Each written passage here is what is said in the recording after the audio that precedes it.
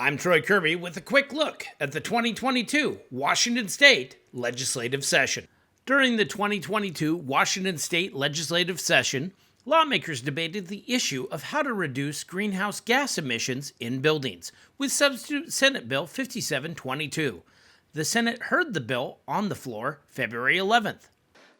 It is our duty to leave our kids with a world that is better than what we found it.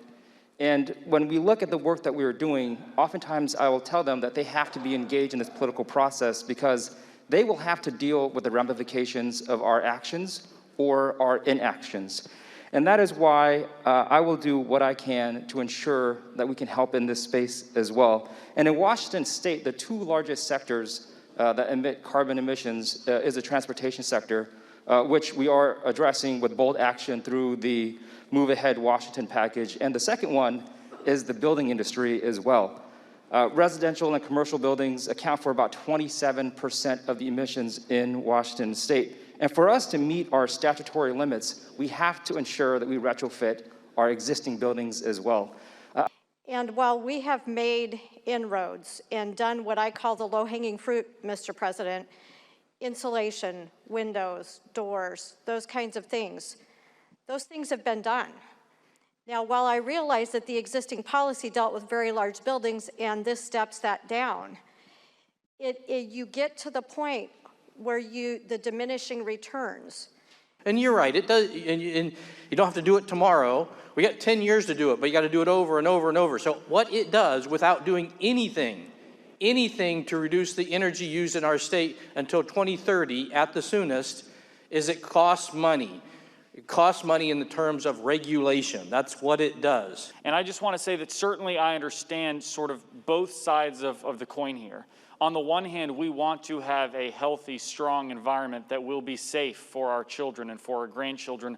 On the other hand, we have millions of Washingtonians right now that are experiencing not only rising costs, but particularly young people, our next generation, those in my generation, that are already burdened with inflation and rising costs, and additionally are unable to purchase homes. The Senate passed the bill 2722. It then went over to the House, where it was debated on March 3rd. This building acknowledges that there are certain businesses that have been particularly impacted by COVID, by the shutdowns, by the cost of doing business, by the lack of customers, and just trying to recover out of the financial distress that they've been in the last 2 years. So this amendment exempts child cares, houses of worship, hospitals and urgent care clinics, pharmacies, and buildings that sell building material. Madam Speaker, I think that it seems prudent and right. The people that own buildings that provide these services, they didn't tell us to come to Olympia so that they could have more fines, more fees. The energy use requirements of the underlying bill are cost-saving measures, particularly to tenants. And so, for example, for multifamily buildings which are removed from the bill by this amendment, many renters will benefit from having the building manager operate the building more efficiently, making better use of the HVAC system, of lighting systems. This bill is about saving energy and reducing energy costs for building owners and building tenants. So we've heard a handful of stories about different kinds of buildings and concerns that members have about the implications in those various scenarios. Experience in Washington State with very similar programs already working here shows that in almost all of those scenarios, for almost all of those kinds of situations, we're going to see buildings reduce their energy use and save the owners and or the tenants money.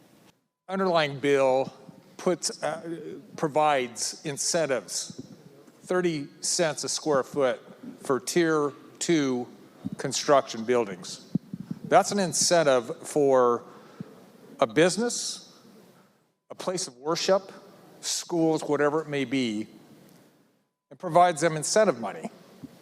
But what's so unfortunate is so many of these structures, some of them have already remodeled, Some of those structures are existing, but they're hooked into natural gas. And many of those structures are owned by organizations or small business that are barely making it right now. So the gentlelady who proposed this amendment talked about, as we've heard on multiple occasions, houses of worship, which will be exempted with this amendment from this bill. That's an incredibly good idea. Madam Speaker, these are essential buildings. The House passed the bill with amendments 5345. The bill then went back over to the Senate on February 8th to see if senators would concur with the House amendments.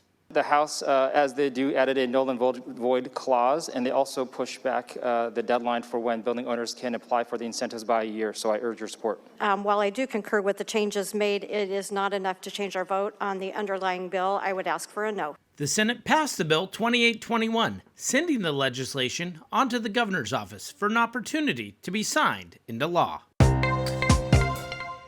Thank you for watching the 2022 Washington State Legislative Session.